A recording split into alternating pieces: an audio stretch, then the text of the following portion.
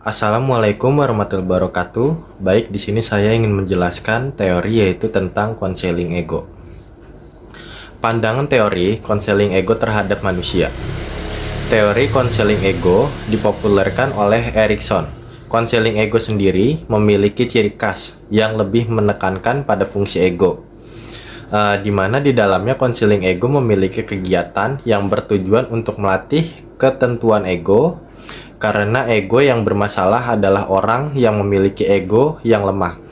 Contohnya yaitu adalah orang yang rendah diri dan tidak mampu memfungsikan egoisnya secara penuh, baik untuk memenuhi kebutuhan hidupnya ataupun meraih keinginannya. Dalam ego terdapat perbedaan menurut Erikson dan Freud. Menurut Erikson, ego ini tumbuh dari yang menjadi kepribadian seseorang, sedangkan menurut Freud, ego itu tumbuh dari ID atau dari ide. Menurut teori ini, manusia tidaklah didorong oleh energi dari dalam, melainkan untuk merespon rangsangan contoh yang berbeda-beda. Dengan contohnya yaitu seperti individual dalam kehidupan perlu untuk menyesuaikan diri dengan lingkungan. Menurut Erikson, ego ialah yang mengembangkan segala sesuatunya. Misalnya, dalam kemampuan individu, keadaan dirinya, hubungan sosial, dan pengaruh minatnya. Seseorang individu ini sebagai salah satu proses peradaptasian.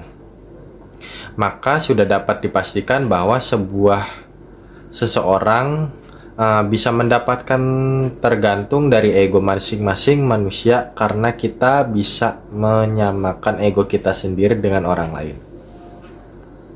B. Perkembangan kepribadian. Proses perkembangan kepribadian menurut Erikson adalah sebuah proses yang berlangsung sejak masa bayi hingga akhir. Menurut Freud, mekanisme pertahanan ego defense mechanism, sebagai strategi yang digunakan individu untuk mencegah kemunculan terbuka dari dorongan-dorongan, dan dalam proses perkembangan kepribadian dapat terjadi gerak maju, progresi, atau gerak mundur, regresi. Proses perkembangan kepribadian Erikson telah membagi proses perkembangan kepribadian atas 4 tahapan, yaitu sebagai ego perkembangan atas kekuatan dirinya sendiri, dan pertumbuhan ego yang normal adalah dengan perkembangan keterampilan anak dalam proses belajar. Dan proses inilah yang dimaksud dengan perkembangan kepribadian. Yang C, ada tujuan konseling. Tujuan konseling menurut Erikson adalah memfungsikan ego kalian secara penuh.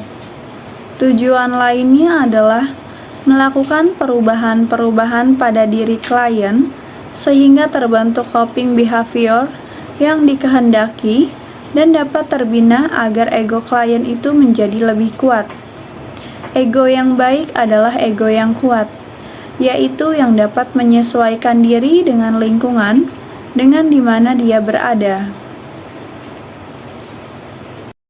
Lalu, teknik konseling. Dalam konseling ego terdapat teknik-tekniknya, yaitu yang pertama, konselor itu perlu membina hubungan yang akrab dengan kliennya sehingga dapat muncul kepercayaan pada diri klien terhadap konselornya. Lalu, yang kedua, usaha yang dilakukan konselor itu harus dipusatkan pada masalah yang dikeluhkan oleh klien, khususnya itu pada masalah yang ternyata di dalamnya itu tampak kekuatan egonya itu melemah. Nah, yang ketiga, pembahasannya itu dipusatkan pada aspek kognitif dan aspek lainnya yang terkait dengannya. Dan yang terakhir keempat, yaitu mengembangkan situasi ambiguitas.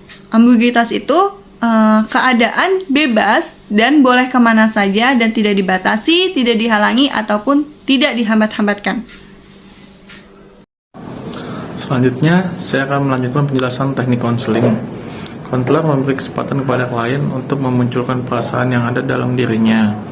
Klien diperkenankan mengemukakan kondisi diri yang mungkin berbeda dengan orang lain. Konselor menyediakan fasilitas yang memungkinkan terjadinya transference melalui proyeksi. Transfer maksudnya di sini adalah tembus pandang dalam arti yang bisa dilihat orang.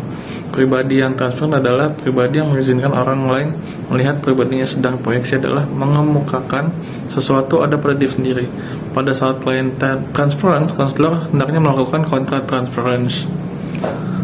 Sebelum saya akhiri presentasi dari kelompok kami, saya ingin mengingatkan kembali kepada teman-teman untuk tetap saling menjaga kesehatan serta melakukan protokol kesehatan yang telah ditetapkan oleh pemerintah.